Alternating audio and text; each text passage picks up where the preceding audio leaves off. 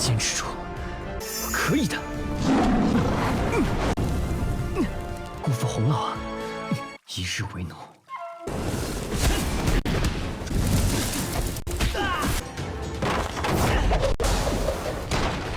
呼啸山林，疯了，居然！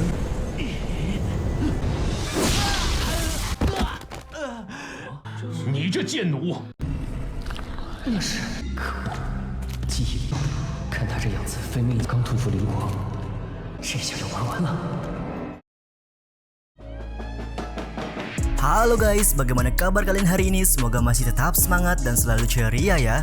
Di video kali ini aku akan lanjut membahas donghua berjudul Yisi Duzun episode kedua dan ketiga. Buat kalian yang belum nonton episode pertama bisa cek di link deskripsi atau langsung saja menuju playlist ya. Di akhir episode pertama kemarin kita diperlihatkan Lin Yun yang berpamitan kepada Hong Lao karena dia akan menjadi murid luar sekte Cheng Yun. Sebagai hadiah karena sudah lama tinggal dengannya, di sini Hong Lao memberikan sebuah lukisan keterampilan yang nantinya bisa dipelajari oleh Lin Yun. Bagaimanakah keseruan di episode kali ini? Langsung saja kita ke recap ceritanya guys. Di awal episode diperlihatkan Lin Yun membuka lukisan dari Hong Lao dan langsung kaget karena terdapat kesadaran harimau ganas di dalam lukisan ini. Setelah hampir diterkam, Lin Yun menyadari kalau ganasnya harimau ini dapat membantunya dalam mempelajari latihan tinju harimau miliknya. Pada saat sedang mempelajari tinju harimau, tiba-tiba saja datang seseorang yang menggunakan masker menyerang Lin Yun.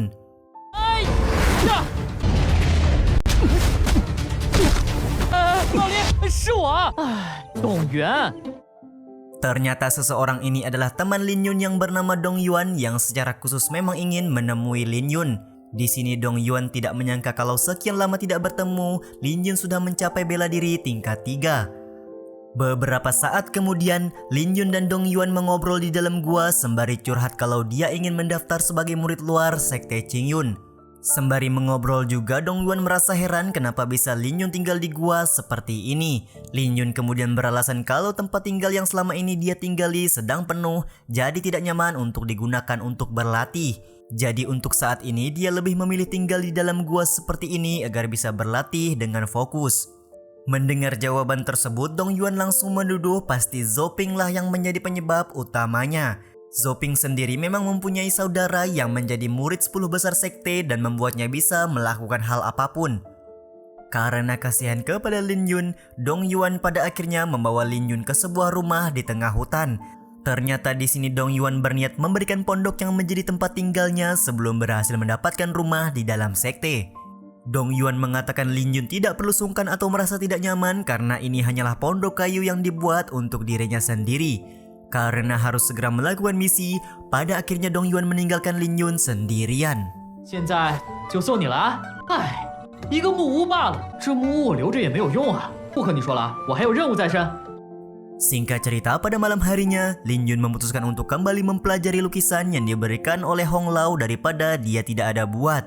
Namun lagi dan lagi karena tekanan kesadaran harimau di dalam lukisan ini terlalu kuat membuat Lin Yun kewalahan. Tidak ada hal lain yang dipikirkan oleh Lin Yun pada saat ini selain menjadi lebih kuat dan bisa masuk ke dalam sekte Cheng Yun secepat mungkin. Dengan tekad seperti ini, dia pada akhirnya bisa mempelajari keterampilan auman harimau yang ada pada lukisan yang Hong Lao berikan. 坚持住，我可以的。辜负洪老啊，一日为奴。 Setelah latihan, Lin Yun yang masih berapi-api kembali kesal dengan persepsi orang-orang mengenai sekali menjadi budak, tetaplah menjadi budak. Atas dasar tersebutlah Lin Yun berniat mengubah persepsi orang-orang dengan sebuah pembuktian yang akan dia lakukan.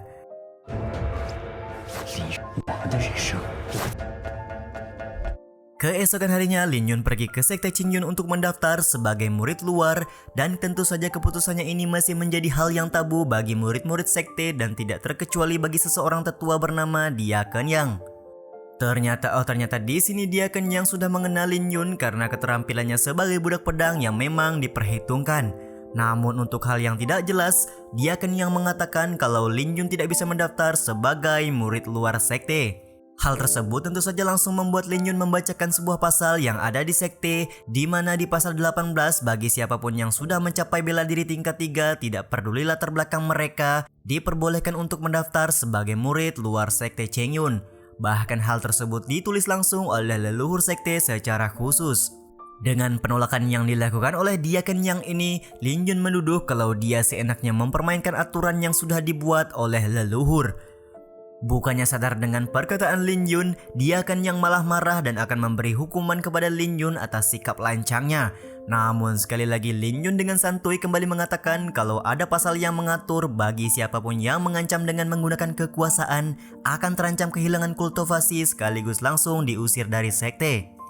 Meskipun sudah terpojok, tetap saja Diaken Yang tidak menerima Lin Yun begitu saja dan dia kemudian mengajukan syarat jika Lin Yun ingin masuk ke dalam sekte dia harus bertahan dari 10 pukulan salah seorang murid yang ada di dalam ruangan ini. 我只是对宗门副宗门要一个靠丹药才能坚持10招不倒。 Di sini di luar dugaan dengan sikap songongnya, Zoping mengajukan diri untuk melawan Lin Yun dan dengan syarat yang lebih mudah yaitu bertahan dari 5 pukulan saja. Tanpa rasa takut, Lin Yun mempertanyakan hal tersebut kepada Diaken Yang apakah diperbolehkan atau tidak. Karena ini adalah tantangan langsung dari Zoping, Diaken Yang memperbolehkan hal tersebut dan akan menjadikan Lin Yun murid luar sekte kalau dia berhasil bertahan dari 5 pukulan Zoping. Gak pakai panjang lebar, Lin Yun langsung menyuruh Zoping menggunakan kekuatan terbaik untuk melawannya. 周师兄，一招。 2招，马上第5招了。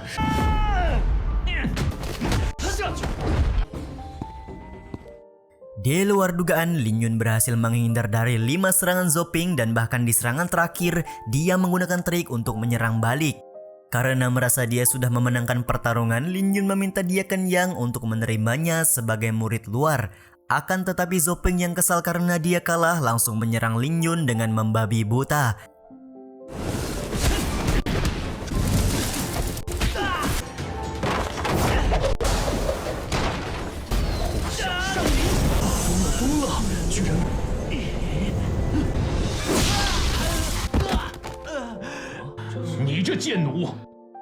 Baku hantam kembali terjadi di antara mereka berdua. Bahkan di sini Diaken Yang sudah tidak bisa menghentikan pertarungan.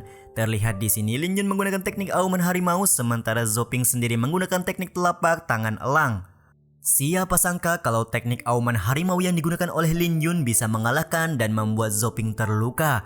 Terlukanya Zoping ini lagi dan lagi dimanfaatkan oleh Diaken Yang untuk mempersulit Lin Yun masuk ke dalam sekte Chengyun. Diaken Yang berkata kalau serangan Lin Yun terlalu ganas dan itu bisa dijadikan alasan untuk mengeluarkan Lin Yun dari sekte Chengyun. Dengan cerdas Lin Yun kembali menggunakan sebuah pasal sekte untuk membuat Diaken Yang kembali terdiam. Di mana di pasal 3 menyebutkan siapapun murid sekte harus bersaing memberikan yang terbaik dan jika mereka kalah atau terluka berarti kekuatan mereka belum cukup. Di pasal ini juga dijelaskan untuk tidak membunuh satu sama lain pada saat pertarungan sedang berlangsung. Karena Diaken Yang tidak bisa menjawab penjelasan yang Lin Yun katakan, akhirnya dia malah tersulut emosi sendiri dan berencana menghajar Lin Yun. Akan tetapi dari arah lain, ketua sekte muda bernama Bai Yufan menghentikan serangan yang akan dilakukan oleh Diaken Yang. 参见少宗主。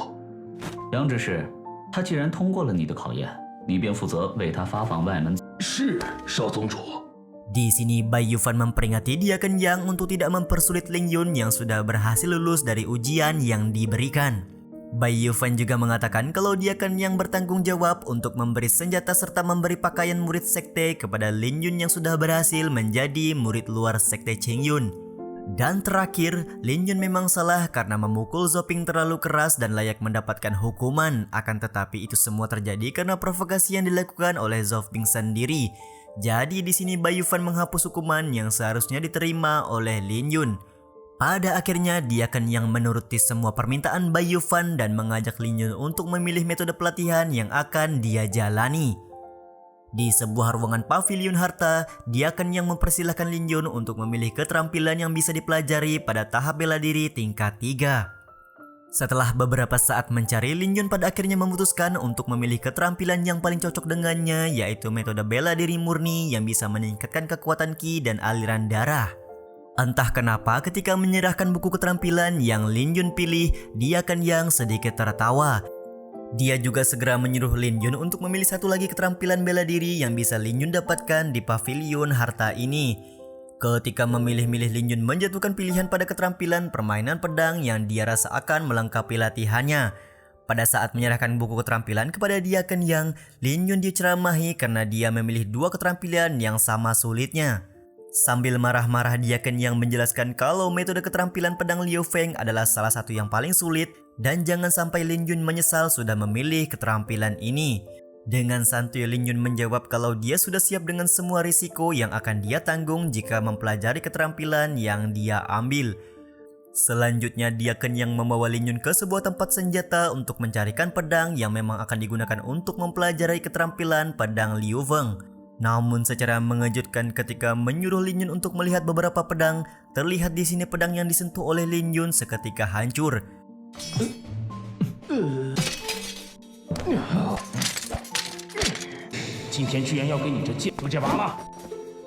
Kejadian ini tentu saja membuat dia Ken Yang marah dan pusing kenapa bisa-bisanya pedang yang dia anggap kuat bisa begitu saja mudah hancur ketika Lin Yun memegangnya. Pada akhirnya karena tidak ingin pusing lagi, dia Ken Yang mengobrak-abrik tumpukan pedang dan menemukan sebuah pedang kayu yang cocok dengan Lin Yun. Beberapa saat kemudian di tengah hutan, Lin Yun merasa kalau pedang yang diberikan oleh dia Ken Yang sangatlah ringan serta terlihat tidak terbuat dari besi seperti yang dia harapkan.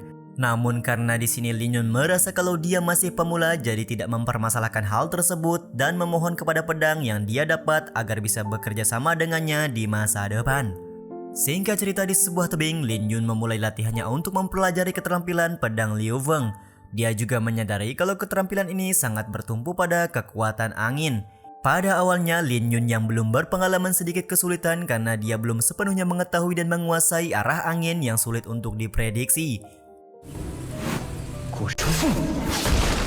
Selanjutnya, Lin Yun melanjutkan latihan untuk mempelajari metode bela diri murni yang memiliki 5 tingkatan.